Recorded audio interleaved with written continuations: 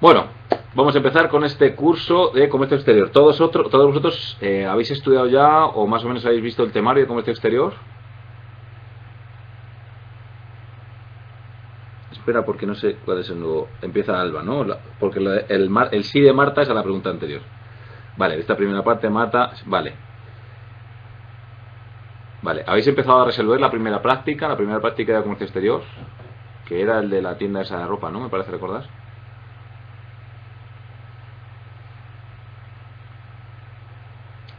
Bueno, de todas maneras, no es muy preocupante.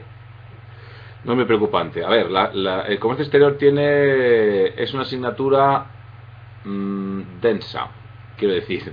Normalmente, cuando yo escribí una vez un manual de comercio exterior, porque al estudiar comercio exterior me daba la impresión de que todo el mundo intentaba que nadie entendiera nada. Esto es una cosa como cuando estudias Derecho, que lees los libros de Derecho, es un lío terrible.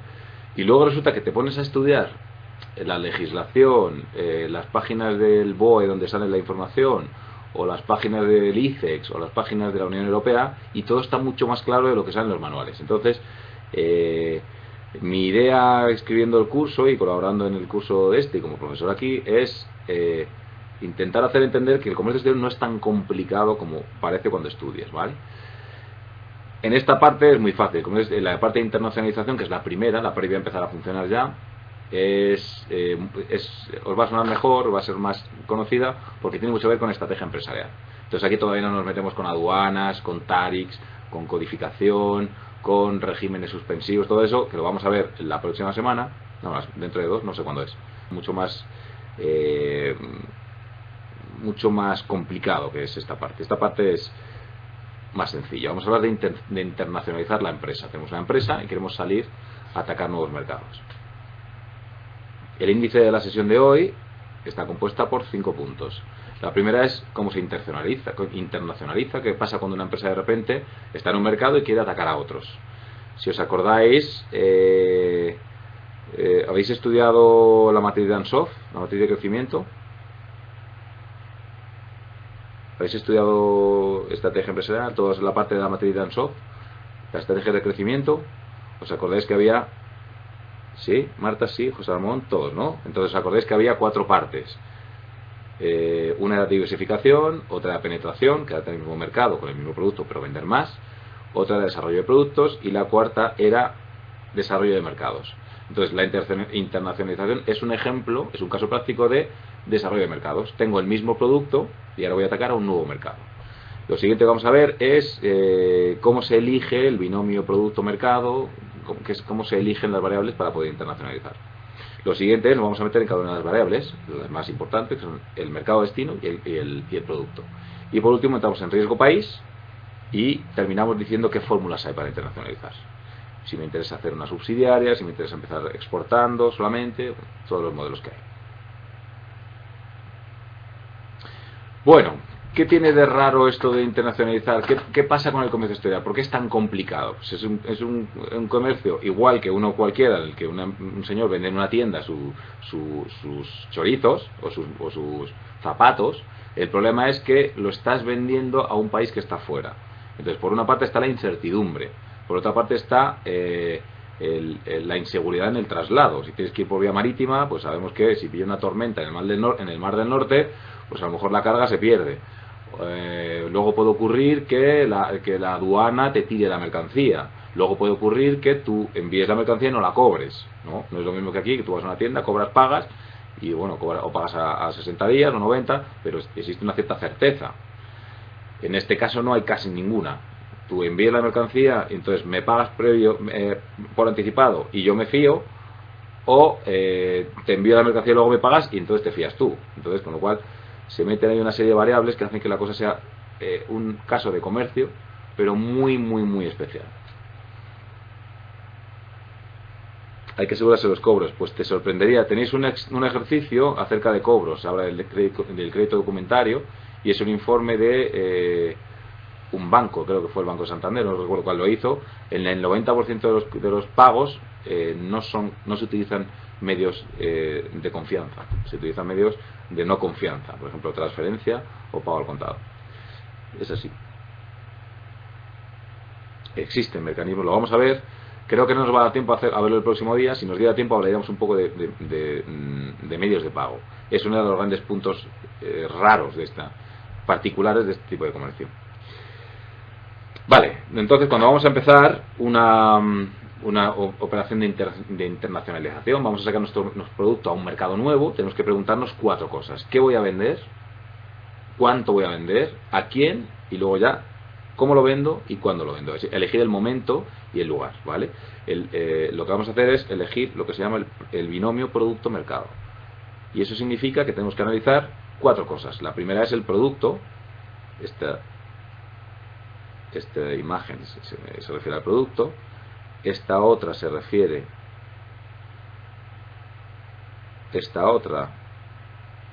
Estas 2 cosas se refieren al sector y a la competencia, a los competidores. La rueda esa que tenéis ahí se refiere a cómo es el sector en el que operas, y las piezas de ajedrez son cómo son los competidores, cómo juegan en ese mercado. Y por último vamos a estudiar el país destino, a qué mercado nos vamos a dirigir. Y antes de empezar a internacionalizar siempre tienes que responder esas 3 preguntas. ¿Qué producto vendo?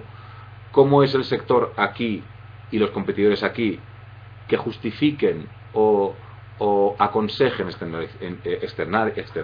internacionalizar el producto o no? Y por último, ¿dónde voy a ir una vez que decido que me voy? Vale, vamos a empezar por analizar el producto. ¿Os acordáis de bueno, en realidad son 4 fases. Las 5 fases de Kotler y Armstrong, normalmente conoceréis solamente 4, que son la introducción, crecimiento, madurez y declive. Conocíais, ¿no? La fase del ciclo de vida de un producto. ¿La conocéis esta fase? ¿Sí? Vale. Siendo estrictos, en realidad habría 6 fases. Está la de desarrollo, que es hasta que empiezo a concebir el producto y finalmente lo pongo en producción, lo saco al mercado. Entonces entra la fase de introducción, que es cuando empiezo a venderlo y hay muchos altibajos, tengo mucha inversión y poco retorno de inversión, porque las ventas crecen muy despacito. Estamos en la fase 2. Estamos aquí. ¿Dónde está la fecha? Aquí. Estamos aquí. Entre medias de la introducción y crecimiento, académicamente se estudia una que se llama la de turbulencias, pero hay muchos autores que no la tienen en cuenta. Hay mucho altibajo de diente de sierra en cuestión de días. Hoy vendo mucho, mañana nada. Hoy quiero dejar el negocio, mañana de repente parece que funciona. Hasta que se alcanza la fase de crecimiento, empiezo a vender de una manera sostenida. Se alcanza la madurez, que es la que el crecimiento termina, y empieza el declive. Y el declive es cuando ya acaba el ciclo de vida del producto. Vale. Para cada fase hay 5 acciones que podemos hacer. Producir en nuestro país, exportar, producir en otros países pero industriales, producir en otros países en vías de desarrollo, o sea, no industriales, y ya por último hacer inversión directa en el extranjero. Vamos a empezar a hacer el ejercicio. ¿Qué creéis que se hace en cada fase? Vamos a empezar con la fase de desarrollo. ¿Qué creéis que haríamos de estas 5 cosas que pone aquí? ¿Qué creéis que haremos cuando estamos en la fase de desarrollo? Estamos concibiendo el producto, sacando prototipos y por fin lo sacamos al mercado y empezamos a venderlo. En esa fase, ¿qué sería lo adecuado a hacer? La primera producción en origen, correcto.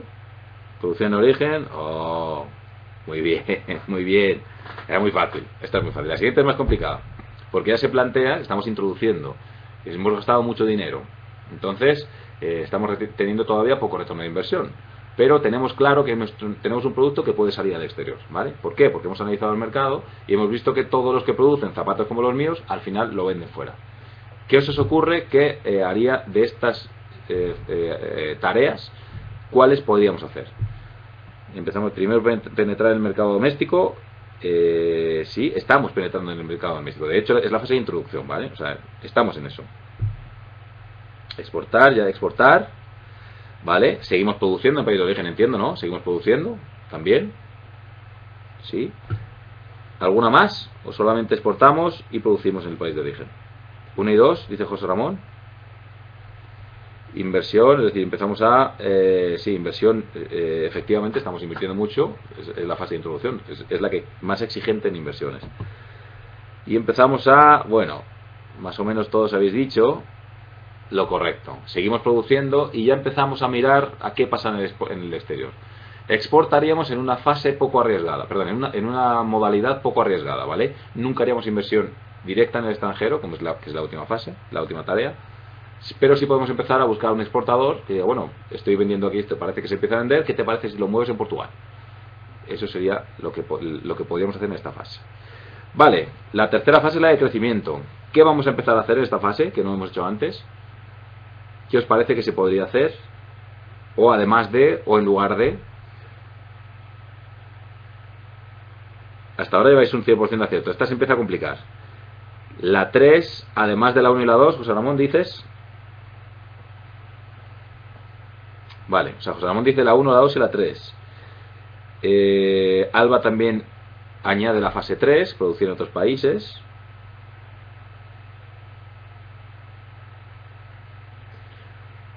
Marta ya se mete en crear subsidiarias en el extranjero, hacer inversiones directas, pasas al paso 5.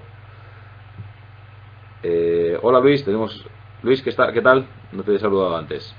Estamos viendo de estas fases, en la fase de crecimiento de un producto dentro del mercado, cuando ya empiezas a venderlo masivamente y ya empiezas a tener retorno de inversión, cuáles de estas tareas, cuáles de estas funciones se pueden llevar a cabo. Producir en el país de origen, exportar a otros países. Lo que estamos viendo es cómo, conforme avanza el ciclo de vida del producto dentro de un mercado, podemos hacer otras cosas que no sean solo vender en este mercado.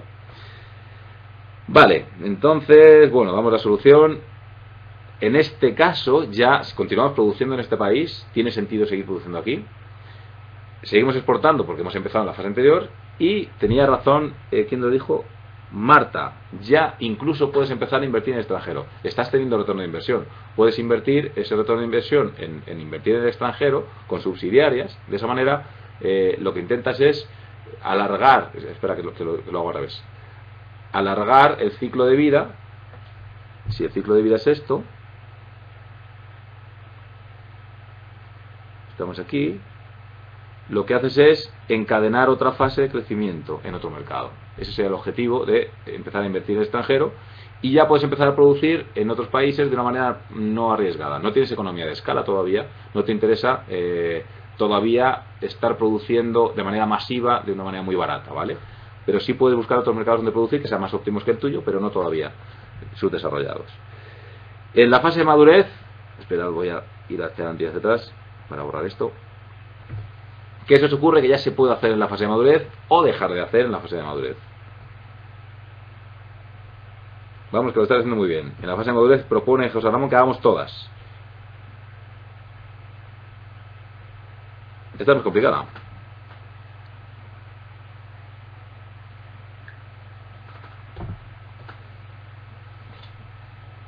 ¿Seguimos produciendo en el país de origen? Ah, Marta dice introduce aquí un matiz. Si estamos alcanzando la fase de madurez, ya no estamos en crecimiento, tiene sentido que hagamos eso, ¿no? De encadenar otra nueva fase de crecimiento. Con lo cual nuestra prioridad ya no va a estar en el mercado origen. Correctísimo. Nuestra prioridad va a dejar de estar en el mercado origen. Y vamos a querer alcanzar economía de escala. Y ya, como dice Alba, puede tener sentido, y también Santiago, producir en países en vía de desarrollo.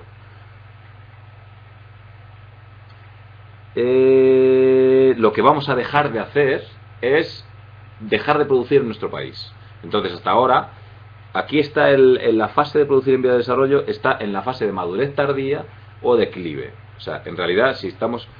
Vamos a ir hacia la página... Perdona que salte tanto. Vale. Si estamos aquí, que ya hemos iniciado la curva descendente, ya tenemos que estar produciendo en países en vías de desarrollo porque necesitamos alcanzar vías de economía de escala en otros países. Mientras estemos en esta otra curva que todavía crece o está estable, es cuando podemos todavía fabricar en otros países que no son el mío, porque soy menos eficiente, pero ya mirando al extranjero. Y por último, en la fase de declive, tú puedes estar en un país en madurez y entrando en otros, correcto, es que es la idea. En el caso que tenemos que resolver lo que da valor al producto, lo que se produce en el país de origen. No, porque lo que le da valor al producto es el producto. Es decir, no significa, tú no has notado diferencia por ejemplo, en las prendas, o no deberías haber notado diferencia en las prendas, en los zapatos Nike, los zapatos deportivos, desde que se hacen en Taiwán. No deberías haber notado diferencia. Tú, o por ejemplo, Renault o Peugeot, cualquiera de las empresas que producen en España, producen con tecnología Renault. O sea, no puedes haber diferencia de fabricación. El hecho de fabricar en un país en vía de desarrollo significa que aminoras los costes de producción, te cuesta mucho ir allí a producir, pero aminoras los costes de producción. Y eso vas a querer hacerlo cuando tengas economía de escala. ¿Cuándo tienes economía de escala? Cuando tú tienes un mercado maduro que ha alcanzado la madurez, estás vendiendo mucho en este mercado. O sea, no creces, pero estás vendiendo todavía mucho. De hecho, estás en el máximo. Y además has abierto otros mercados, con lo cual ahí ya tienes que salir afuera. Y en la última fase, ¿qué se os ocurre que hemos dejado de hacer y qué se os ocurre que estamos haciendo? Bueno, una os la he dicho ya, que es producir en países en vía de desarrollo.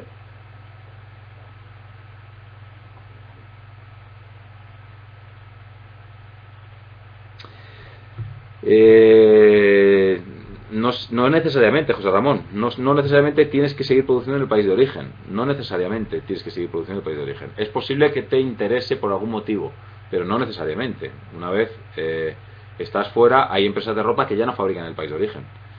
Excepto Zara, que fabrica en Artesio, todavía el 70% de la producción. Yo creo que Mango, por ejemplo, no fabrica en España ya. No sabría decirte, pero creo que no fabrican en España ya. Las empresas jugueteras del Valle del Juguete externalizan casi todas las piezas fuera ya. O sea, no siempre tiene sentido que sigas produciendo en tu país de origen, a no ser que aporte un valor, pero no debería dejar de aportar un valor que lo lleves a otro sitio, porque tú llevas tus procesos de producción. Es una inversión muy grande ir a producir a otro sitio. Vale, en la última fase, ¿qué se os ocurre? ¿Qué dejamos de hacer o continuamos haciendo? Las tareas 1, 2, 3, 4, 5. La 1 se va a volver a hacer en algún momento dado. Parece que no. Se supone que no, obviamente. Esa no vamos a volver a hacerla nunca más. Si nos hemos ido fuera, hemos alcanzado economía de escala y no tiene sentido que volvamos atrás.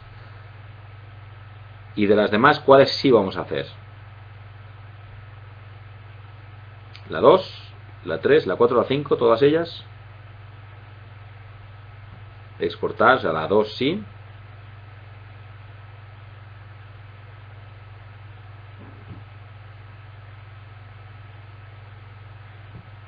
La 2 y 4 es una buena propuesta. 2 y 4 es una buena propuesta. 2 y 4. Santiago, José Ramón.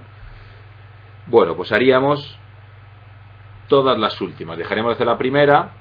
Evidentemente, si ya estamos haciendo con inversión directa en el extranjero, ya estamos exportando, pero ya no es una exportación, académica, es exporto. Exportar es cuando tú encargas a alguien que o sea, no te vinculas con la exportación. Si ya estoy produciendo e invirtiendo en el extranjero, eso ya no es técnicamente no es una exportación, pero bueno, seguimos llamando de exportación, pero eso ya es producir en el país de destino y vender allí, con lo cual en realidad ya no sería una exportación tal cual. Y por supuesto lo que vamos a querer cada vez más, si estamos en muchos mercados, es que nuestros costes de producción sean muy bajos, efectivamente. Y ya realmente, una vez que has salido fuera, o sea, el punto aquí es, una vez que te has ido fuera y tienes que irte a Estados Unidos, no aporta ningún valor que el producto salga desde España o que vaya directamente desde China, ¿de acuerdo? Por eso sales al exterior. En el momento que empiezas a externalizar y tienes diferentes mercados, ya no tiene ningún sentido que no produzcas en el país más óptimo, ¿vale? Esa es la idea. Luego dices que la fábrica matriz nunca se debe perder, es una opinión. En muchos casos no se pierde la matriz por diferentes motivos. Primero, porque el fundador está. Segundo, porque es una señal de identidad. Tercero, porque te identifica como una empresa local, que es muy importante, lo vamos a ver después, creo recordar, en este curso o en el siguiente, que te viene muy bien a veces, que te identifiquen como una empresa local.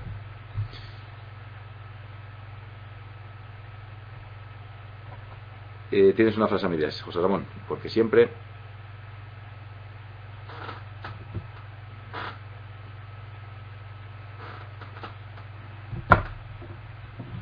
hay países donde invertir, claro, no solamente siempre hay nuevos países donde invertir. El punto 4, la inversión directa en extranjero, no es el mismo que el punto 4, perdón, el 5 no es igual que el 4, ¿eh? Producimos en el extranjero, es posible que produzcamos y además luego invirtamos en otro sitio creando una subsidiaria comercial, ¿vale? O sea, son compatibles el 4 y el 5. Yo puedo estar produciendo en Taiwán y crear una subsidiaria, una delegación en Estados Unidos que sea comercial y de distribución y de representación. Entonces estoy invirtiendo en Estados Unidos y además produciendo en otro país. O sea, son compatibles. Vale, muy bien, esta parte la estoy muy bien. Vamos adelante. Lo siguiente, hemos analizado el producto. ¿Os acordáis que decíamos que tenemos que analizar 4 cosas? El producto, el sector y la competencia y luego el país. Vale, cuando analizamos el sector y la competencia tenemos que preguntarnos lo primero si el sector se presta a internacionalizar. Es decir, yo vendo... imaginaos que yo... no quiero entrar en polémica, pero imaginaos que yo vendo... fabrico capotes de torero, ¿vale? Bueno, ¿eso es algo internacionalizable? Pues no mucho, ¿verdad? Porque no se torrea en casi ningún sitio. Y no quiero polemizar ni entrar en esa polémica. Simplemente pongo un ejemplo de algo que es muy local. Sin embargo, por ejemplo, si yo hago software para iPads, por ejemplo, es algo directamente y muy internacionalizable. Pues yo vendo mi software por el Apple Store y entonces la gente compra directamente. Todo el mundo. O sea, compra el español y compra el sueco a la vez y con el mismo esfuerzo para mí. Entonces, hay sectores que se prestan a internacionalización y sectores que no. Bueno, tienes que estudiar cuál es el tuyo. Lo siguiente es, vamos a analizar nuestro mercado. ¿Por qué?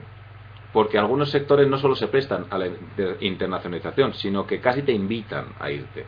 Por ejemplo, si hay un sector que tenemos muy pocas barreras de entrada, es cuestión de días que yo tenga un competidor o docenas de competidores que vienen de cualquier parte del mundo.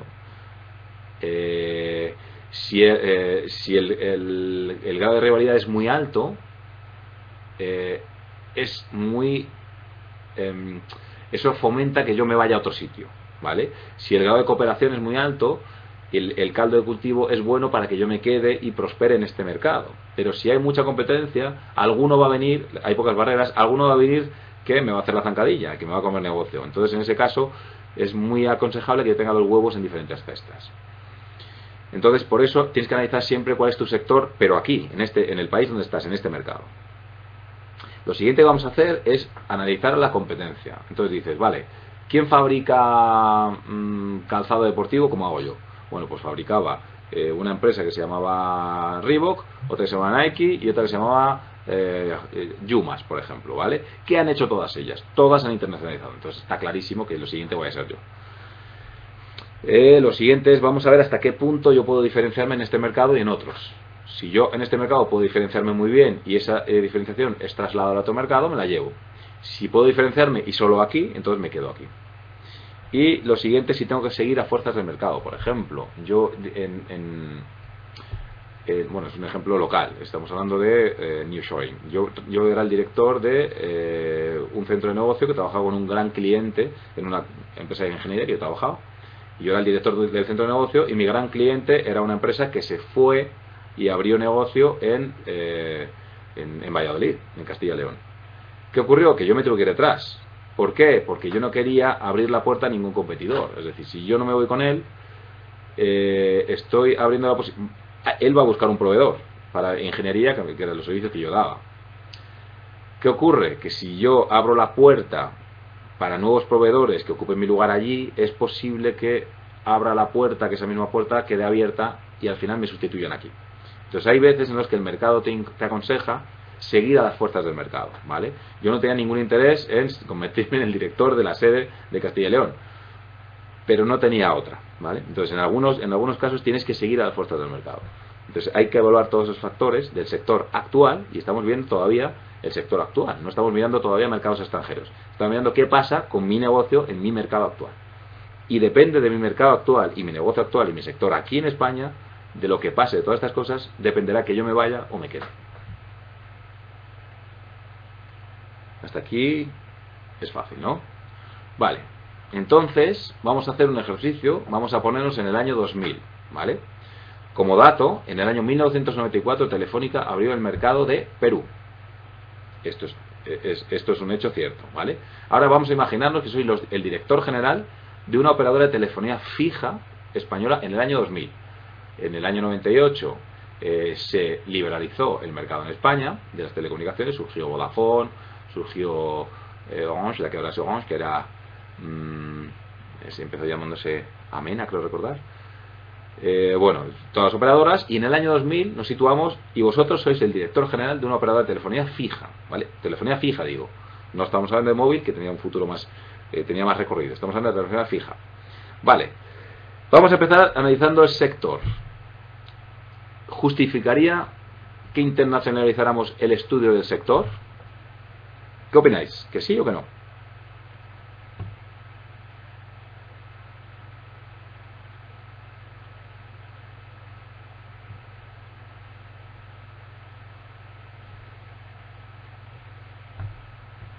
¿Vale? Estáis analizando el sector de las telecomunicaciones en el año 2000. No sé si recordáis más o menos. Si es fija, creo que no. Sí, porque todos lo hicieron. Por lo menos uno.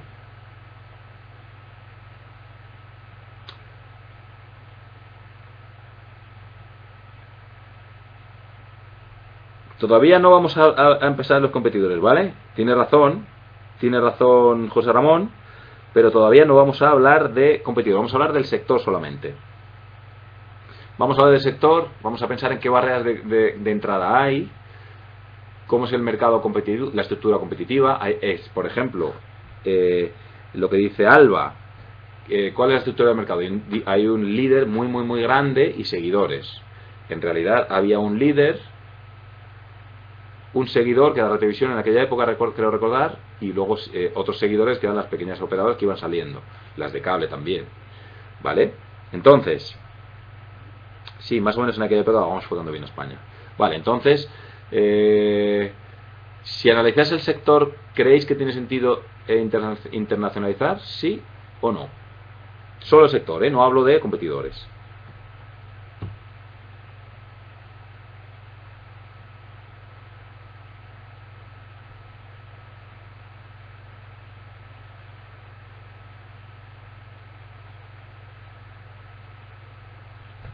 Vale, sí, tiene sentido. O sea, en el año 2000 ya podíais ver que el sector de las telecomunicaciones tiene muy pocas barreras de entrada que no sean económicas. Es decir, cualquiera podía operar una línea fija simplemente alquilando tramos a Telefónica.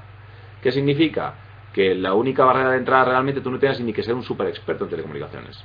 De hecho, había bofetadas por expertos en telecomunicaciones.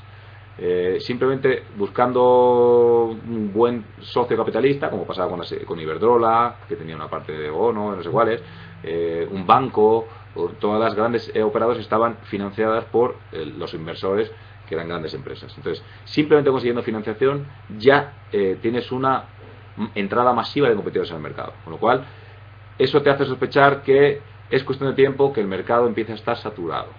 Vale.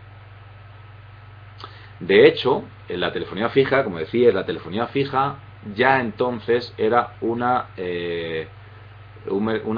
mercado de suma cero, una fuerza de suma cero, es decir, lo que gane una, lo pierde otra. En el año 2000 ya no hay nuevas altas de líneas fijas, puedes dar nuevos servicios, ADSL o televisión o 4 play, o sea, empiezas a dar plays, pero ya no hay nuevas líneas que se están dando de alta, con lo cual ya estamos hablando de un juego de suma cero.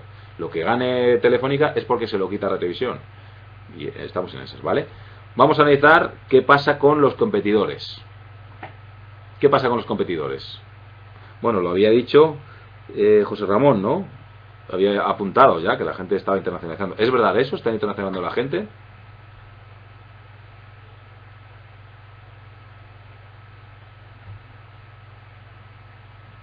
Alba dice que sí. José Ramón ya dijo que sí. Es decir, analizando las fuerzas del mercado, ¿aconsejaríais ir pensando en algún otro mercado, sí o no?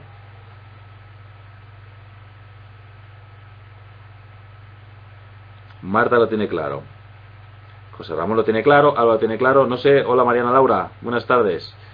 No te había saludado. Estamos hablando de los motores que impulsan a una empresa a internacionalizar. Y estamos analizando el sector y viendo si el mercado de las telecomunicaciones en el año 2000 invitaba a quedarse en el país porque todavía tenía recorrido, o invitaba a ir pensando ya en mercados alternativos. La pista es muy, muy, muy grande, porque en el año 94 abrió Telefónica de Perú, en el año 98 abrió Telefónica de Sao Paulo, es decir, la operadora que había en España, la única que había en España en aquella época, y empezó a salir para todas partes, ¿no? Es claro que, analizando el sector, tiene sentido pensar en irse fuera, ¿vale? Y de hecho, es muy fácil moverse de un país a otro, porque por ejemplo es cuando empezó a venir Vodafone, que compró Airtel, es cuando, como decía, no me acuerdo quién lo decía, José Ramón, es cuando Orange vino a España, es cuando se empieza a notar que el mercado de las telecomunicaciones se presta a actores internacionales. Por lo cual, os habéis fijado, simplemente analizando el sector, una empresa cualquiera que pertenezca a ese sector puede tener claro si merece la pena o no moverse a otro mercado. Muy bien. Entonces nos toca analizar el país destino, ¿vale? Una vez que hemos dicho nos vamos de aquí, la cosa invita a moverse, ¿vale? Vamos a movernos. ¿A dónde nos vamos? Pues lo primero que vamos a analizar es el riesgo país, y el riesgo país lo voy a dejar aparte porque lo vamos a analizar en un punto aparte, es demasiado importante como para juntarlo con todos los demás. ¿Qué tenemos que mirar? ¿Cómo es la actitud de ese país hacia la inversión extranjera? Hay mercados que son muy, muy, muy proteccionistas. Por ejemplo, Argentina es el segundo país más proteccionista en barreras no arancelarias del mundo después de Rusia, según un ranking que elabora un organismo internacional. ¿Qué significa eso? Que el país en general mira con unos ojos no muy buenos la entrada de actores extranjeros. Y si tienen el mismo producto en nacional y en extranjero, aunque paguen algo más, comprarán en nacional. Entonces eso hay que tenerlo en cuenta. No significa que no puedas ir a Argentina porque es un país con un potencial muy alto, pero tienes que tener eso en cuenta. Y si tienes dos países con el mismo potencial y este tiene una actitud A y el otro es una actitud mucho más positiva, iremos al segundo. Los factores legales, ¿cómo son? Por ejemplo, lo que comentaba, ¿cómo son de proteccionistas? ¿Cuál es el arancel que te meten? Hay países que meten un arancel de un 5% por el calzado y otro de un 35%. Estamos hablando de esas diferencias. Y incluso meten barreras no arancelarias, en lo cual, vale, sí, exportas, el libre mercado, no hay problema. Ahora, me tienes que presentar el certificado de que la suela está hecha con una goma que no sea alérgica para los nacidos en la ciudad de Chiapas. Y te han fastidiado. Entonces, todos esos trucos, que son barreras no arancelarias, que se aplican en los países, tienes que tenerlas en cuenta. Lo que hemos dicho, estudia las posibilidades de que vayas a un mercado. Pues España, por ejemplo, perdón, José Ramón dice, es más fácil el mercado latinoamericano que Asia, por ejemplo. Sí, es más, primero por la actitud de Latinoamérica hacia Asia. En general, en Latinoamérica la actitud hacia hacia España no se mira con recelo. Asia sí mira a Europa con recelo, y concretamente a España, que ni siquiera se entienden, ¿no? Entonces, efectivamente, la actitud tienes que mirarla. Es un factor que tienes que mirar cuando eliges un mercado. El entorno macroeconómico del país, si es un país que está en quiebra, pues entonces no tiene sentido. Y si es un país que está emergiendo, pues como son, por ejemplo, Brasil, como es los países del este de Europa, son países que son muy interesantes ahora. ¿Cómo es el tipo de cambio? ¿Cómo es de estable la balanza financiera? Si yo pago, ¿en qué moneda puedo pagar? ¿En euros? Estamos hablando de cruceiros, o estamos hablando de yenes, que es una moneda muy fuerte y sirve para cambiar, y más o menos el cambio es estable, o estoy comercializando con Senegal, que no sé ni qué moneda tienen, pero probablemente sea una moneda que fluctúe mucho. Esas cosas hay que mirarlas, porque yo te he hecho una factura en la moneda local, cuando tienes que pagarme, cobro la mitad. Disponibilidad de mano de obra y materias primas, si tengo que producir allí, si tengo que distribuir allí, o si quiero hacer una subsidiaria de producción, tengo que saber, por ejemplo, si yo tuviera que fabricar pues plástico, por ejemplo, pues me iría a Venezuela probablemente, no teniendo en cuenta riesgo país, ¿no? Iría a Venezuela porque tiene petróleo, o iría a Arabia porque tiene petróleo, la mano de obra está cerca, ¿vale? Y luego el mercado de producto en país destino. Si estás produciendo en un país, tienes que saber cuál es el mercado, la aceptación de mi producto en ese país. Y si vendes ahí simplemente, aunque vendas simplemente, tienes que saber si la gente, lo que os ponía el ejemplo de, si yo fabrico capotes de torero, no puedo vender en Suecia ni en Inglaterra porque están prohibidos los toros. Entonces, tienes que saber cuál es la aceptación y el hábito de consumo de mi producto en el país. Hola Hernando, no hay problema. Vamos haciendo de vez en cuando un repaso de lo anterior. Lo que estamos haciendo hasta ahora es ver, ese es el módulo dedicado a la internacionalización. No vamos a hablar todavía de aranceles, ni barreras, ni aduanas, que eso lo vamos a ver en el siguiente, sino simplemente qué pasa desde que una empresa se pone a producir en España hasta que sale a otro país. Y pasan todas estas cosas, que tiene que analizar a qué país me quiero ir. Lo siguiente que vamos a ver es el riesgo país. Es uno de los factores más importantes, si no el más importante, que tienes que mirar cuando haces una operación en un país externo, sobre todo si requiere inversión. Si yo invierto en un país destino, tengo que analizar el riesgo país. ¿Qué es el riesgo país? Es el índice para medir la probabilidad de que ocurran cosas como esta. Lo que ocurrió con Evo Morales con Iberdrola y Red Eléctrica, o con Kirchner con el caso de Repsol y YPF o Aerolíneas Argentinas, que fueron nacionalizadas. Sin llegar a ser tan drástico como eso, sí ocurren otras cosas, como es por ejemplo que te suban los aranceles y te fastidia, o que metan una medida proteccionista que prohíba la entrada de tu producto directamente, que te prohíban, o que te metan un contingente y hay un tope y cuando lo pasas no puedes exportar más. Es decir, todo lo que cuando haces una operación con un país tienes que evaluar, muy bien evaluado, cómo de estable va a ser esa relación a lo largo del tiempo, ¿vale? El riesgo país tiene 4 dimensiones, tiene 4 formas. La primera es inestabilidad general.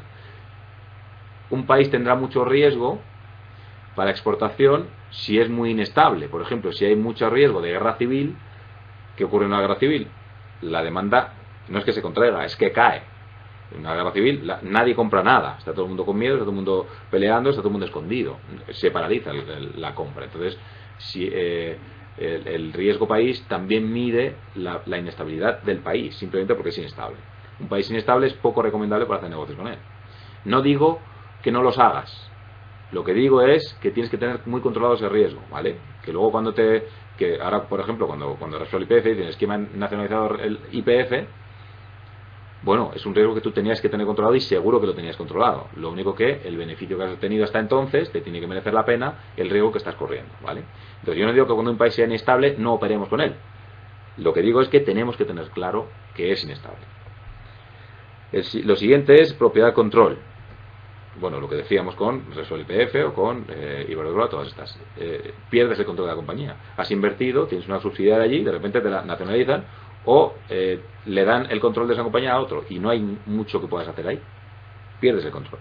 Es el riesgo más fuerte, pero solo ocurre en el caso de que inviertas, ¿vale? Que tengas subsidiarias en el país. Si lo que estás haciendo es exportar, tú nunca vas a perder el control, porque solo estás vendiendo productos. Operativo, ¿qué puede ocurrir? Que de repente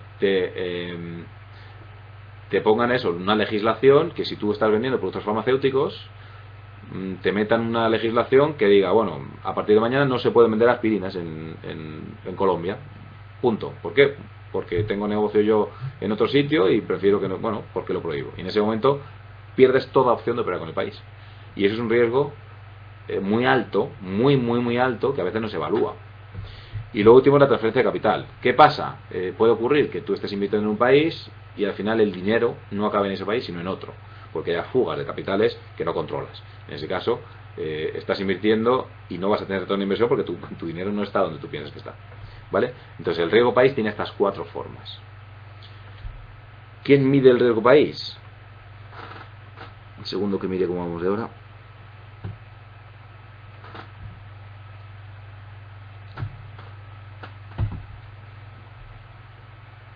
Vamos justos de hora. Justo no es que vayamos bien, sino que vamos ajustados de hora, vale.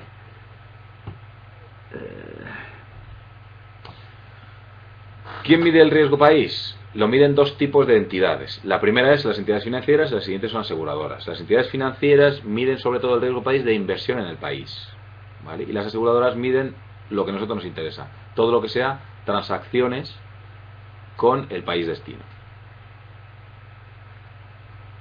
Las primeras son las estilo Moody's, Standard Poor's o JP Morgan. Son las empresas que se encargan de analizar cómo de arriesgado es invertir en un determinado país.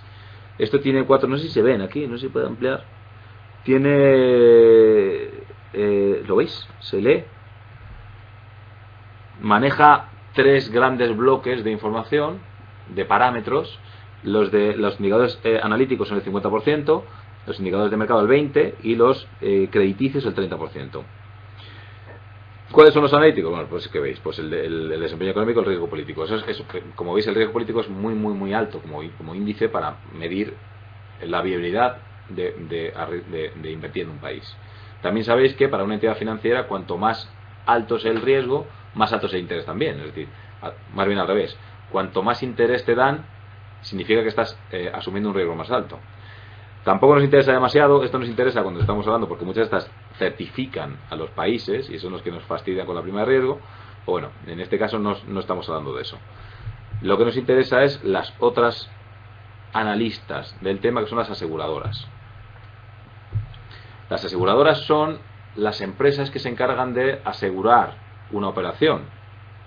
Es decir, cuando yo voy a hacer una operación y tengo que asegurar mi carga, porque tengo que ir imaginaos que yo voy a enviar 3 contenedores de zapatos de los que yo fabrico a Senegal, ¿vale? Y yo tengo que asegurar esa carga, tengo que asegurar ese envío, porque además es obligatorio asegurarlo. Entonces yo hablaré con CESCE, que es para mí la más, CESCE o COFACE, que son ambas las más representativas, y me dará una póliza por ese. En esa póliza me cobrará más dependiendo de la travesía, la duración de la travesía, y también del país al que voy. O sea, si hay probabilidades de que cuando llegue a la aduana se lo quede el militar que está controlando la aduana, la prima mía va a ser mucho más alta para asegurar esa mercancía que si estoy enviando una mercancía a Estados Unidos, ¿vale? O a Suecia, que no hay riesgo cero, ¿de acuerdo? Entonces, cuando hagamos una transacción comercial, cuando hablemos de comercio internacional, que es esta asignatura, comercio exterior, siempre fiémonos del criterio de las aseguradoras. Y os pongo estas dos porque son las que mandan en el ajo: CESCE y COFACE. ¿Cómo de importante es la opinión de CESCE y de COFACE? Pues tan importante como que si leéis un informe del ICEX, el Instituto de Comercio Exterior de España,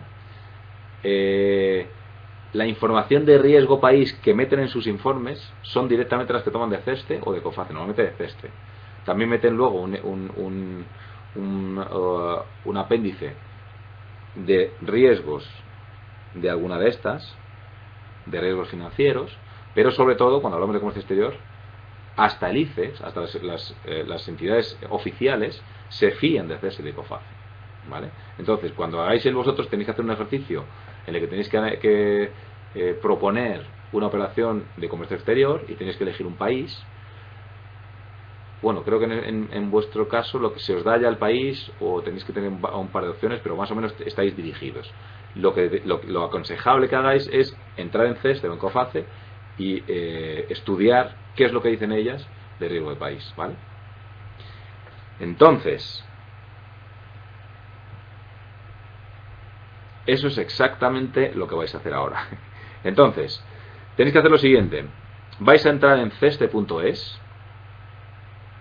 Todos tenéis acceso a un navegador a la vez que, bueno, y luego podéis volver, ¿no? Entonces salís un momentito, iconificáis, entráis en vuestro navegador y entráis en ceste.es. En ceste.es, en la página principal hay un epígrafe que está más o menos por el centro hacia abajo, que pone riesgo país. En COFACE también sale, lo que pasa que está en francés, en Paris Pays o algo así, y luego Choisir un pays, que está a la derecha, y os va a salir en francés. Entonces, si no domináis mucho francés, mejor hacerlo en COFACE, en ceste.es, que sale todo en español.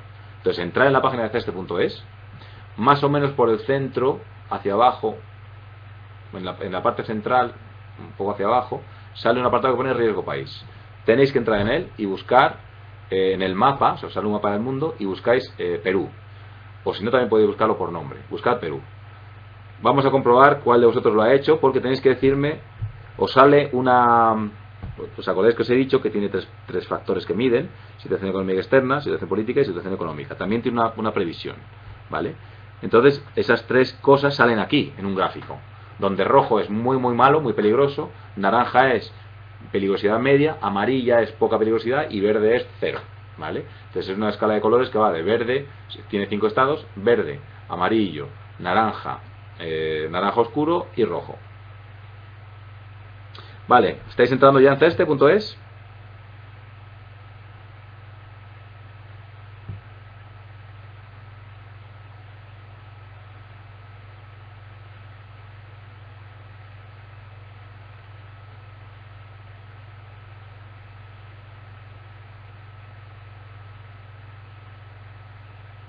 Vale, lo tenéis, lo tiene Santiago, Marta, Alba, Hernando, José Ramón. ¿Quién falta? Nadie me parece, ¿no? Vale, pues adelante. ¿Cuál de, si tenéis la pantalla, Mariana Laura también, adelante, ¿cuál de todas estas es Perú?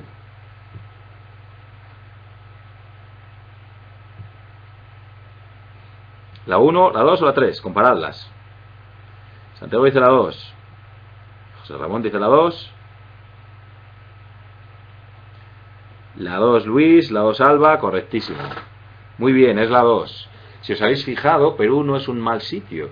Si os habéis fijado, está rodeado de países con una peligrosidad mucho más alta que Perú. Creo de hecho que, es que no me acuerdo cuáles eran, voy a ver. Me parece que la izquierda, la 1 era Bolivia y la 3 Colombia, creo recordar. No sé si era Bolivia, Colombia, Bolivia, no sé cuál de las dos, podría mirarlo, pero a ver si lo tengo abierto también yo para poder mirarlo, no. Bueno. Ah, sí, es Ecuador, Perú, Colombia. Ecuador, Perú, Colombia. La 1 es Ecuador muy mal, correcto. La 2 es Perú y la 3 es Colombia. Si me sonaba que Colombia era peligrosidad media, que me extrañó, porque se supone que es un país con un riesgo de país alto. A mí me daría miedo hacer inversión directa en Colombia, por ejemplo. Pero claro, no estamos viendo inversión directa, estamos midiendo el riesgo comercial.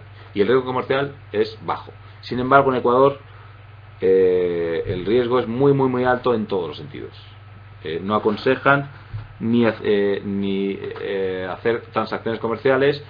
Hay riesgo político, con lo cual te puede cambiar de repente el gobierno y empezar a hacer lo contrario que hacía el anterior. Eso es muy peligroso.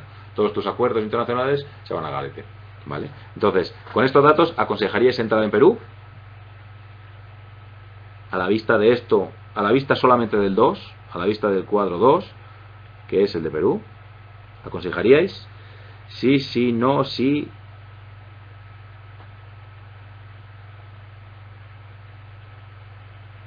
¿Quién falta? Sí. De hecho, probablemente si buscáis España salga peor que Perú. Entonces no es un sitio donde puedes hacer puedes hacer negocios sin demasiado riesgo, ¿vale? Una prima de riesgo asegurada por CESTE o COFACE en una operación en Perú sería bastante bien. Y también en Colombia, incluso en Colombia. Si queréis hacemos el ejercicio de mirar en España. Vamos a mirar España, a ver qué tal sale. Ay, yo ya he cerrado.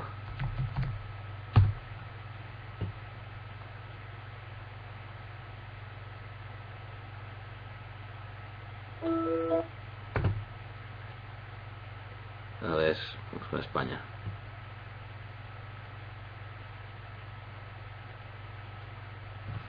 Uy, la de España sale, bueno, claro, si el riesgo político sale muy bajo. La de España en riesgo comercial sale al nivel de Colombia o incluso un poquito más alta. Sí, luego sale muy poco riesgo político, obviamente. Vale, sale muy poco riesgo político. A corto, a medio y largo plazo no existe un riesgo terrible de que pasen cosas raras políticas en España, pero el riesgo comercial está en naranja. Pues, si os fijáis, Colombia en cuanto a riesgo comercial está al mismo nivel que España, con lo cual, y de todas maneras yo creo que COFACE es más estricta con España que CESTE. Probablemente COFACE te cobraría una prima más alta que la que cobraría CESTE, porque quiero recordar que COFACE era más estricta con España en la clasificación. Muy bien, lo habéis hecho fenomenal. Creo que necesitáis esta información CESTE, de entrar en CESTE y ver estas clasificaciones para alguno de los ejercicios que tenéis por ahí finales. ¿Cómo vamos de hora?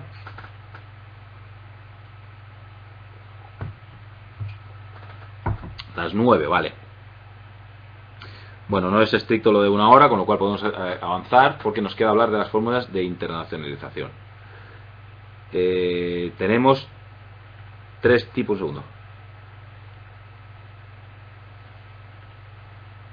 Vale. Aquí me he quedado con la ventana de CESTE abierta. Ya estoy. Vale, tenemos 3 tipos de fórmulas. La economía tanto interna como externa sale desfavorable. ¿En cuál dices, Marta? ¿Dices en España? En España, sí.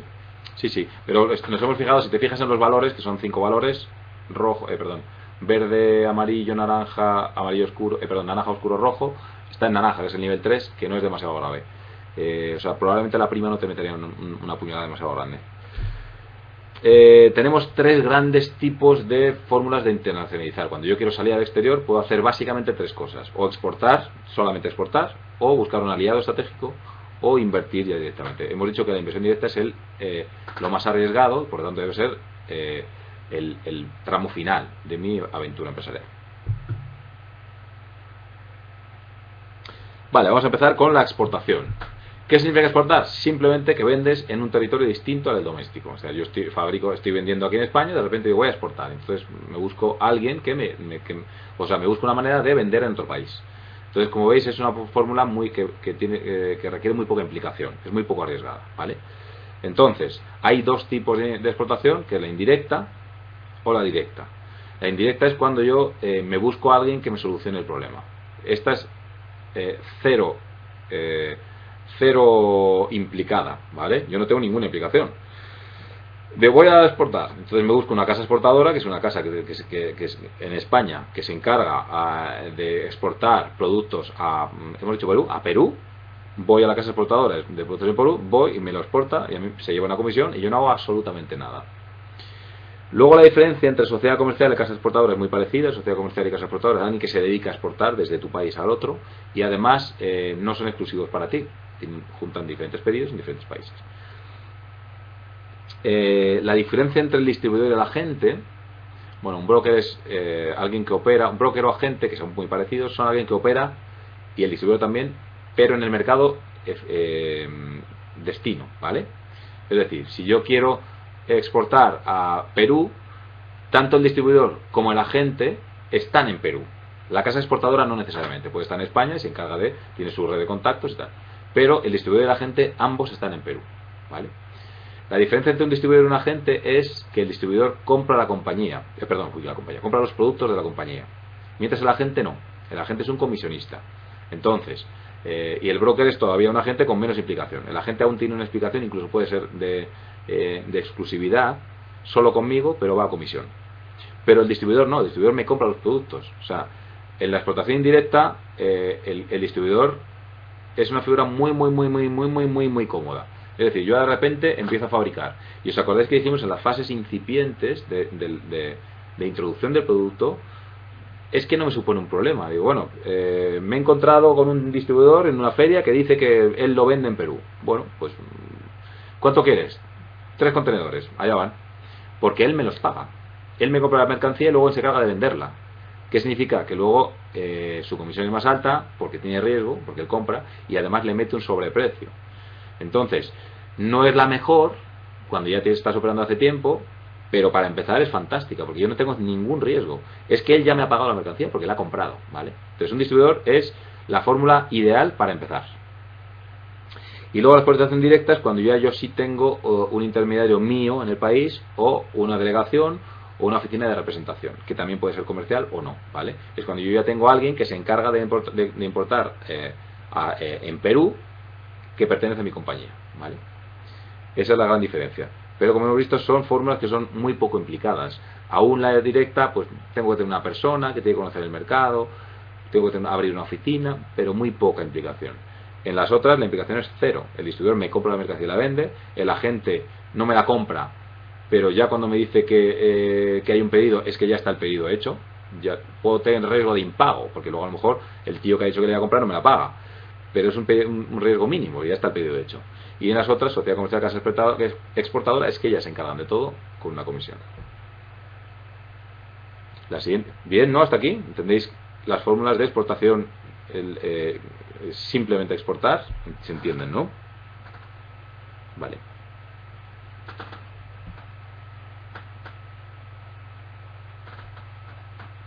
La siguiente opción es buscar una alianza estratégica. Me meto a un nivel más. De hecho, por ejemplo, para operar en China, en algunos países con una normativa muy estricta, no puedes entrar si no entras con un aliado estratégico. No se puede, está prohibido por normativa. Entonces, hay 4 posibilidades. La primera, que veis aquí, a la izquierda, es en función de si yo soy propietario o no de lo que se vaya a generar, ¿vale? Yo tengo aquí mi negocio en España y voy a exportar a Perú, ¿vale? La fórmula que yo de alianza que va a operar en Perú es mía, sí o no, o tengo una parte de la propiedad, sí o no. Eso es la dimensión vertical. Y en la dimensión horizontal está si como resultado de la alianza se crea una nueva entidad o seguimos cada uno con nuestra identidad, ¿vale? O sea, dimensión vertical, lo que salga me pertenece sí o no. Dimensión horizontal, se crea algo nuevo o cada uno seguimos con nuestra marca, ¿vale? Entonces, en el cuadrante superior izquierdo, sí se crea una nueva entidad y sí es de propiedad mía. Tenemos tres fórmulas. La primera, una joint venture, ¿cómo se dice en español joint venture? ¿Tiene nombre? No sé si tiene nombre. Bueno, da igual, porque todo el mundo le dice joint venture. Vale, una joint venture que es una unión temporal de una creación de empresas formada como unión de dos empresas que ponen capital ambas. Y la empresa resultante es propiedad de ambas, ¿vale? Lo siguiente, alianza, o la alianza comercial, no entiendo, algo así debe ser. Bueno, todo el mundo dice joint venture. Lo siguiente es un consorcio de explotación, que es algo que se crea únicamente para hacer una operación de explotación y luego se disuelve. Y la cooperativa de comercio exterior son diferentes empresas que se unen formando una entidad de la que yo soy una parte propietario que se encarga de exportar. Y entonces a lo mejor son la cooperativa de exportadores de aceite de Andalucía. Todas son propiedad de todas poseen una parte de esa cooperativa que se encarga de gestionar la exportación a los demás países. Vale, vamos al siguiente cuadrante, en el cual sí soy poseedor de lo que sale, pero no se crea una nueva entidad. En ese caso lo que hacemos es, por ejemplo, yo me busco un socio para que exporte en Perú, ¿vale? Entonces, yo no quiero crear una joint venture, porque no quiero crearla, pero sin embargo podemos decir, vale, nos intercambiamos acciones. A partir de ahora yo voy a ser poseedor de una parte de tu negocio de distribución y tú del mío. Y entonces nos intercambiamos participaciones o minoritarias o más, o intercambio de acciones, de manera que ambos empezamos a poseer una parte del otro, ¿vale? Pero no hay una nueva entidad que diga, bueno, es una empresa que se llama no sé cómo, creada nueva para eso, sino que cada uno tiene su identidad, pero operamos juntos. La siguiente es el cuadrante inferior izquierdo, que es una cosa muy rara, que es algún programa de exportación que cree un gobierno, o el ICEX, o algún instituto, de manera que te apuntas a él, se crea una nueva entidad. Por ejemplo, yo recuerdo los programas de cooperación como el DIENAC, yo recuerdo que participé en él, que se hacían redes neuronales, una historia, o que ha habido, ¿cómo se llama? Un consorcio para hacer un nuevo modelo de gestión de tráfico aéreo, y entran un montón de organizaciones. Entonces se crea una nueva entidad, pero yo participo en ella, pero no me pertenece. Es una modalidad extraña que tiene que se da pocas veces, pero hay que aprovecharla cuando ocurre porque es interesante. Y lo último es cuando no se crea una nueva entidad y además yo no la voy a poseer, no pierdo posesión de mi empresa. Es todo lo demás, un consorcio, un acuerdo de I+D, vale, tú distribuyes mi producto a cambio de que yo te cedo una parte de mi I+D, o una licencia, yo te doy licencia, tú distribuyes el producto a cambio de una licencia de explotación en la que yo te cedo en exclusiva el territorio de Argentina, o una franquicia, tú a cambio de un canon distribuyes mi producto, o piggyback es, por ejemplo, si yo exporto zapatos y yo me entero de que Zara está vendiendo su ropa, bueno, no, Zara no, que es competencia, pues que se me ocurre que no sea competencia de zapatos, pues yo vendo, imagina, yo vendo teléfonos móviles y me entero de que una empresa de zapatos está distribuyendo ya en Perú, digo, oye, piggyback, ¿por qué no aprovechamos tu infraestructura logística para que me metas mi producto? Ya que no te hace competencia, ¿vale? Este matiz es importante. Si le hace competencia no te lo va a distribuir. Pero si, por ejemplo, tú tienes una infraestructura para vender zapatos, mete mis teléfonos móviles o mis balones de fútbol, ¿vale? Eso es piggyback. Distribución cruzada, ¿vale? Tú distribuyes en Perú mis zapatos, yo distribuyo en España tus balones de fútbol. Contrato de manufactura o gestión, cuando ya dices, bueno, yo te contrato el ensamblaje de mis, por ejemplo, pasa en España con el Renault, ¿no? El Renault pues se ensambla en España o en otro sitio, entonces tú te contrato el ensamblaje de mis productos y luego los puedes vender allí. O un acuerdo mixto, que puede ser de cualquier tipo. Ya hacemos un acuerdo, una alianza, pero un acuerdo por el cual tú haces esto allí, yo hago esto aquí y a cambio te doy más de... O sea, ya se empiezan a entrelazar factores, ¿vale? ¿Qué sería el caso de un distribuidor en exclusiva de un país? ¿Es piggyback? No, un distribuidor es una licencia. Es una licencia. Yo te doy licencia para que distribuyas en exclusiva mi país, mi producto. Piggyback, la distribución cruzada. Distribución cruzada es, yo por ejemplo eso lo han hecho, creo recordar, mucho empresas minoristas, por ejemplo Walmart con fabricantes. Yo te ayudo a entrar en tal mercado y a cambio distribuyo tu producto aquí, ¿vale? Cosas así. Por ejemplo, el ejemplo típico, raro, pero que puede ocurrir, es el que yo os he puesto. Yo fabrico zapatos en España, tú fabricas balones de fútbol en Perú. Hacemos un acuerdo por el cual tú me distribuyes mis zapatos en Perú y yo a ti a cambio te distribuyo tus balones en España, ¿vale? Eso es la distribución cruzada. La distribución exclusiva, piggyback es cuando tú aprovechas que alguien tiene una... Bueno, si te refieres... a lo mejor te refieres a eso. Tú aprovechas el entramado logístico de alguien, de un distribuidor en un país, de otro, pero no de un distribuidor, sino de un fabricante. O sea, tú ya estás distribuyendo tus productos, tú ya vendes agujas de coser en ese sitio.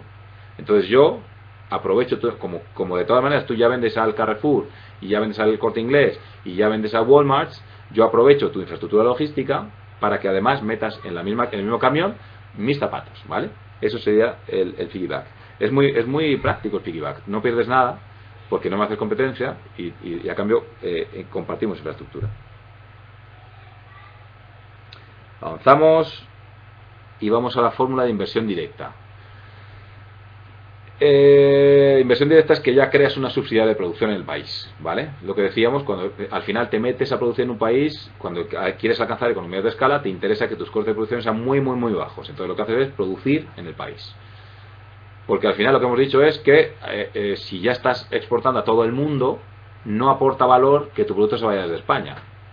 De hecho, con que tenga el sello España es suficiente, ¿vale?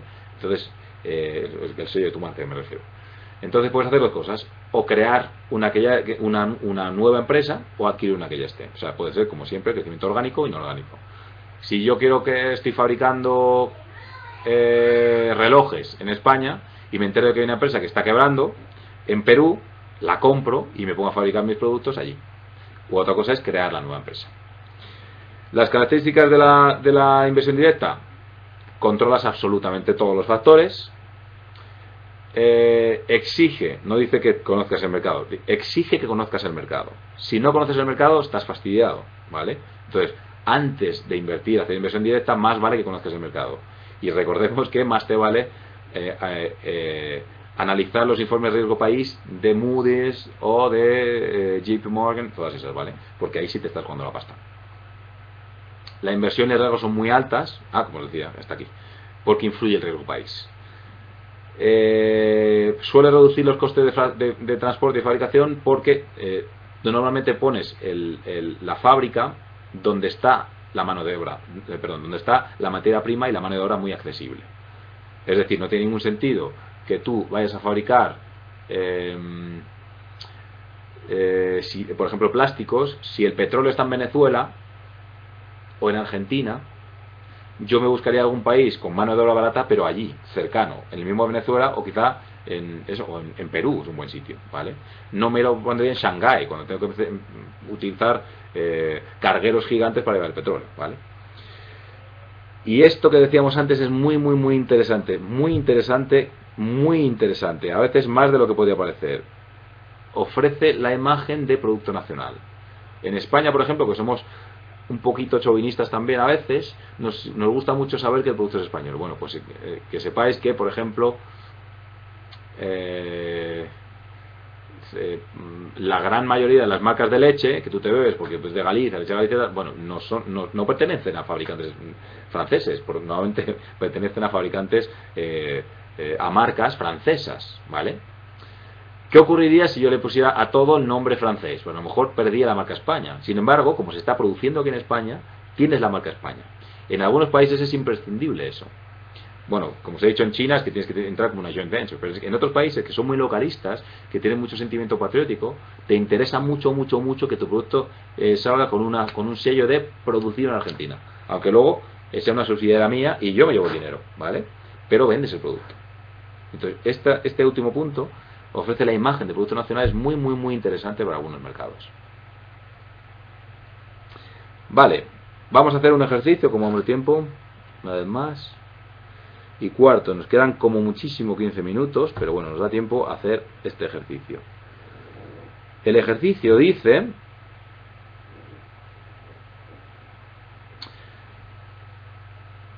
si en vez de una operadora de telefonía, el caso que hemos estado hablando, fabricarais calzado, pero el mercado es destino sí es el peruano, ¿qué fórmula de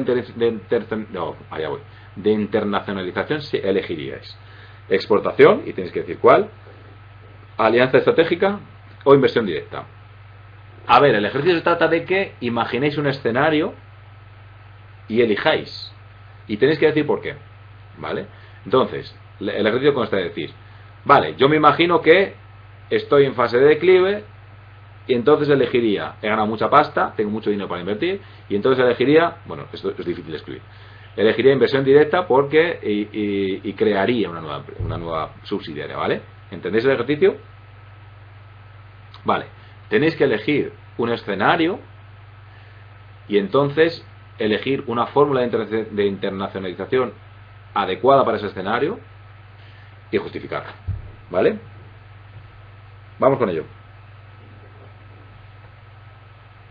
Os doy algo más de tiempo porque tenéis que escribir mucho aquí. Bueno, mucho no, no os volváis locos, que tampoco se trata de ver cómo escribís de rápido.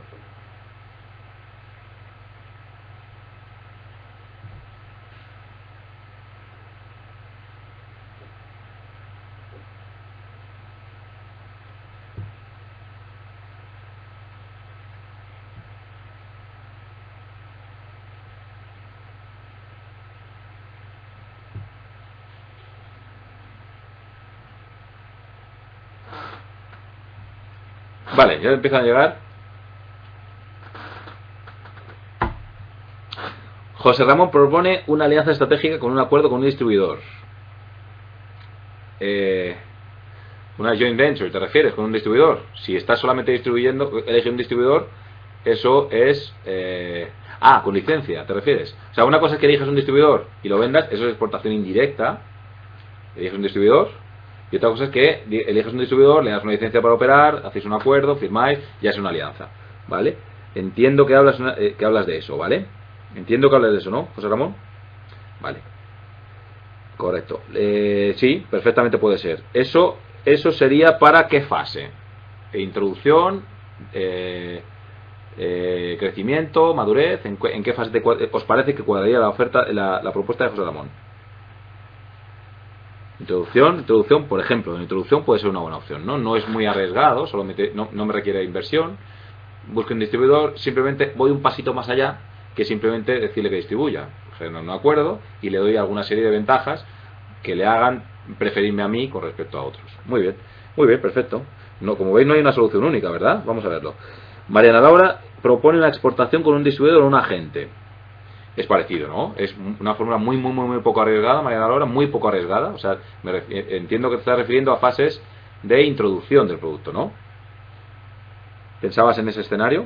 Correcto. En ese caso es muy correcto y además es muy adecuado. Yo no haría cosas mucho más arriesgadas que eso en una fase de introducción. Jamás, no se debe. Porque además te desenfoca. En tu fase de introducción, tu enfoque al 100% de tus esfuerzos económicos y sobre todo de mentales tiene que estar en tu negocio nacional porque tienes que hacerlo salir. Entonces, todo lo que no me quiera tiempo y me pueda dar beneficio, fenomenal. Vale.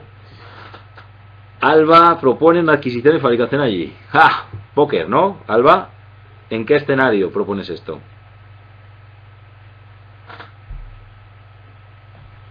A ver, voy a poner una marca para que sepamos que es a partir de aquí las respuestas. Para la fase de crecimiento, madurez. Para la fase más bien de madurez, sí, eso, crecimiento, para la fase de estabilización del producto, madurez y antes del declive. O sea, crecimiento ya cuando estamos alcanzando la fase tope y madurez, correcto. Sí, no, o sea, tienes mucho dinero y ves que tu mercado se estabiliza. Vamos a apostar fuerte por un mercado en el que se supone que ya has hecho alguna incursión, conoces y tiene sentido que hagas eso. Póker, apuestas todo, muy bien. Y Marta propone con un distribuidor para empezar. Bueno, lo dices todo tú, correcto. Un distribuidor con acuerdo, como proponía José Ramón o no, pero un distribuidor que además es cero arriesgado, él te compra el producto. ¿Cuánto queremos vender? Tres palets. Me los compras y te los llevas y haces lo que te da la gana con ellos. A mí me los pagas y si luego te los roban ya es cuestión tuya. O sea, yo no arriesgo absolutamente nada con un distribuidor. Es una fórmula muy interesante. ¿Os acordáis de cuál es la gran desventaja que tenía un distribuidor? Con respecto a qué pasa con el producto después. ¿La gran desventaja cuál es? Correcto. Que él asume un riesgo, con lo cual va a encarecer el producto. ¿Vale? Yo te lo compro a 4, primero te voy a ajustar, porque yo tengo que vender en Perú. Entonces te lo voy a ajustar y además voy a incrementar el precio para cubrir el riesgo que estoy asumiendo de haber comprado la mercancía. Y el segundo, y alguna desventaja más se os ocurre con un distribuidor, que es común a todas las fórmulas de exportación indirecta. Correcto, José Ramón has dado en el clavo. Y Mariana también, más o menos. ¿Quién tiene el control del mercado? Él, al 100%. Yo no tengo ni idea de lo que está pasando. Él me ha comprado el producto, lo está vendiendo. No tengo ni idea de si se vende mucho, poco, si se vende rápido, si mi imagen está posicionada alta, baja, con calidad. No tengo ni idea de lo que pasa. El control del mercado lo lleva él, entonces tiene las riendas. Muy bien, avanzamos. Hemos visto, bueno, pues hemos escogido una fórmula de cada, ¿no? Una es la alianza estratégica, pues exportación indirecta, inversión directa. Muy bien, hemos cubierto todo el abanico, fenomenal. El proceso me lo voy a saltar porque nos quedan solo 10 minutos max, 9 minutos, entonces me voy a saltar esto y voy directamente a los modelos de empresas internacionales. Hay 5 modelos de empresas internacionales, dependiendo de cómo afrontan la internacionalización. La primera es la compañía exportadora. ¿Cuál es la compañía exportadora? Pues la que estabais proponiendo, casi todos, menos Alba. Marta, Mariana Laura, José Ramón, todas estabais proponiendo un modelo de compañía exportadora. Estoy en fase de introducción, entonces yo manejo y trabajo en mi mercado doméstico y aparte exporto de manera secundaria como un añadido que no me da trabajo ni me da dolor de cabeza, ¿vale? No me quita nada y me da, pues vendo. Perdón, exporto. La empresa multinacional es aquella, por ejemplo, el ejemplo típico es Philips. Philips es una empresa multinacional. ¿Qué hace? Vende el mismo producto en todas partes y además replicando la fórmula. Los anuncios son iguales, todo es igual. Lo que hago es vendo en España, empecé a vender en Holanda, como funcionó, vendo en Bélgica y entonces en Alemania y en España y repito la fórmula vendiendo en todos los sitios el mismo producto con las mismas consignas, ¿vale? Eso es una empresa multinacional. La empresa global fue una evolución a todo esto, pues en el caso de Renault, como os he contado, Renault, o Nissan, o cualquiera de las empresas que fabrican coches, son casi todas empresas globales. ¿Qué hacen? Tienen su fabricación, su producción distribuida por todo el mundo, quiero decir, consideran el mundo como un mercado único. Yo vendo en todas partes y además el mercado es global. Es decir, yo puedo vender en cualquier parte del planeta y además puedo producir en cualquier parte del planeta. Excepto el core de mi negocio, que lo voy a mantener siempre en la sede de origen, ¿vale? Por ejemplo, en Francia, en los headquarters, en los cuarteles generales, está todo lo que sea logística, control de la producción mundial, el diseño de nuevos, decisiones estratégicas de diseño, todo eso está en Francia. Pero cuando produzco, yo el nuevo modelo de Peugeot C3 se fabrica en España o en México o en Shanghái, donde yo tengo una fábrica, ¿vale? El mundo es global. Las siguientes, no sé si habéis hecho algún comentario. No, vale.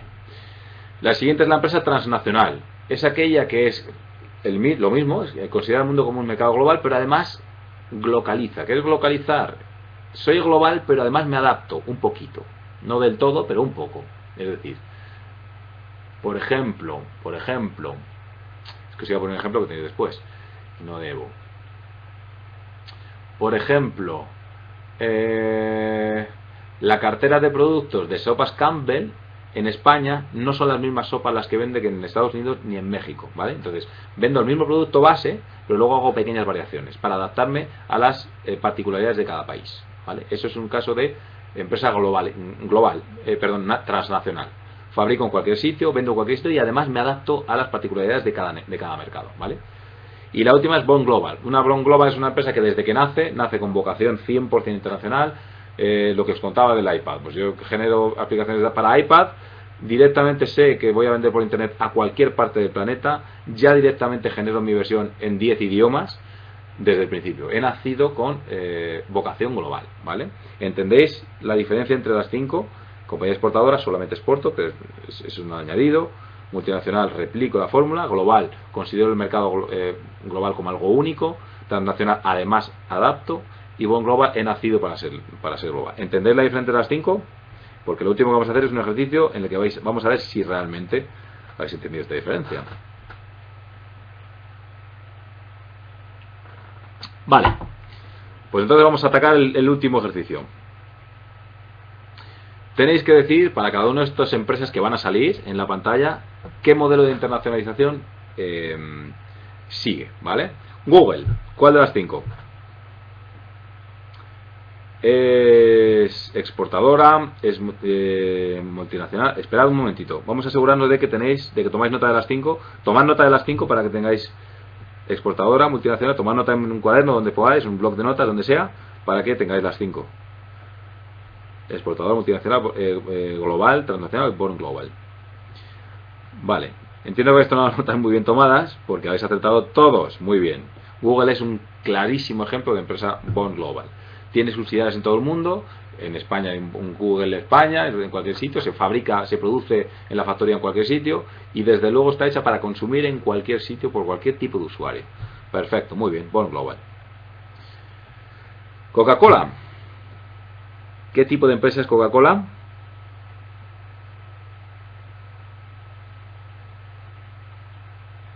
Está más complicada, ¿eh?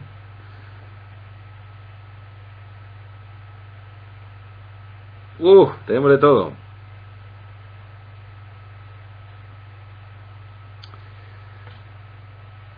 Es un ejemplo raro, es un poco raro. Es difícil es difícil porque en realidad es difícil el ejemplo. En general podemos considerarla que es multinacional, dado que no hace, quiero decir,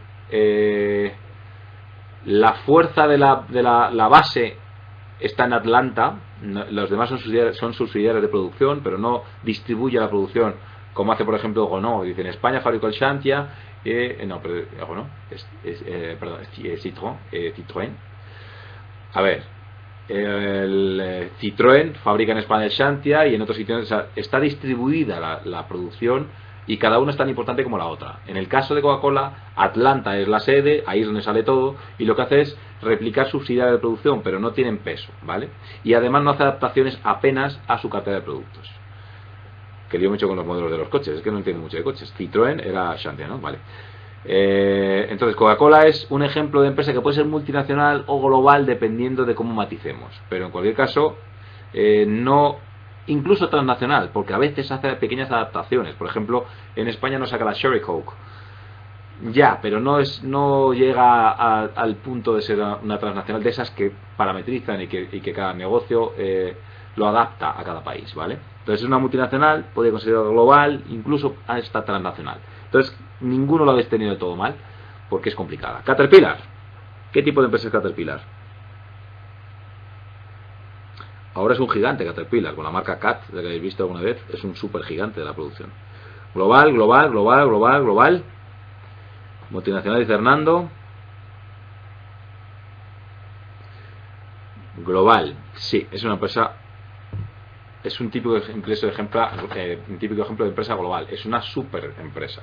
Tiene la sede sobre todo en Canadá, pero a partir de ahí tiene diferentes sedes que hacen diferentes cosas y desde luego considera el mundo como todo un mercado que considera al que vende de todo tipo de productos a nivel global. Muy bien, muy bien. La siguiente es Procter & Gamble. Procter & Gamble, ¿qué os parece que sea? Exportadora. No sé si te refieres, Alba.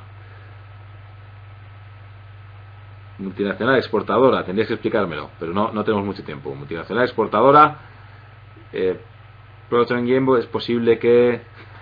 ¿Cómo no vas a saber lo que hace? Procter & Gamble es la que tiene la mitad de las marcas de productos de cuidado del hogar y de limpieza que hay en España. La mitad más o menos, porque la otra mitad es de la competidora que se llama Unilever.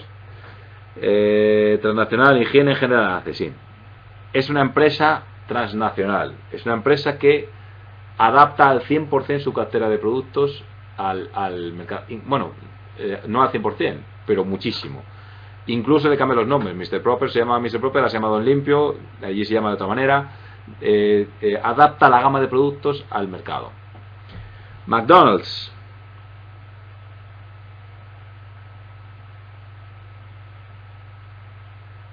Born Global, McDonald's.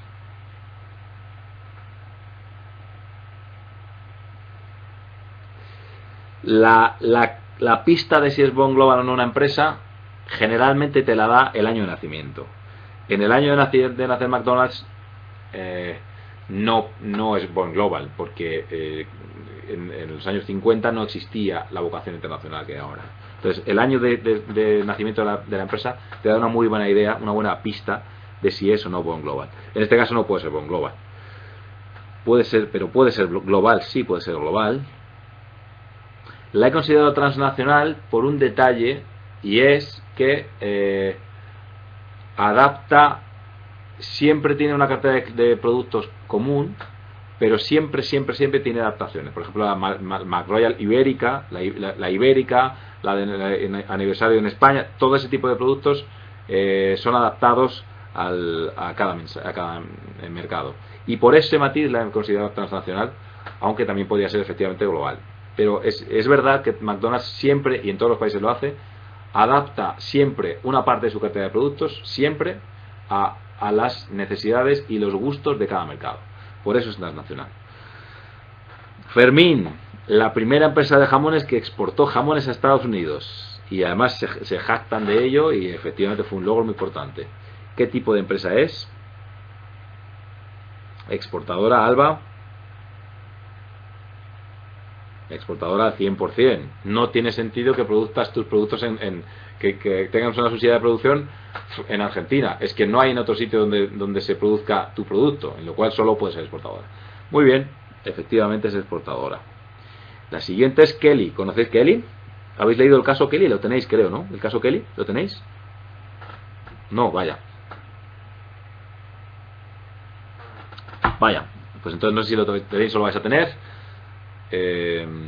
O es la palabra práctica final, pero básicamente es una empresa que hace productos hace una especie de panecillos, productos de trigo en Mallorca. Bueno, aquí la clave es, en el caso de Kelly, es también exportadora. Es diferente a lo de Fermín. No es que tus productos solo se puedan producir en Mallorca, pero en el momento en el que tú estás, solo los produces en Mallorca y además exportas, ¿vale? Es un añadido a tu negocio. Y la última es Renault, Renault, el fabricante de coches. ¿Qué tipo de empresa es? Os lo he dicho 80 veces. Lo tenéis que saber esta. ¿Es global, Marta? ¿Es global, Alba?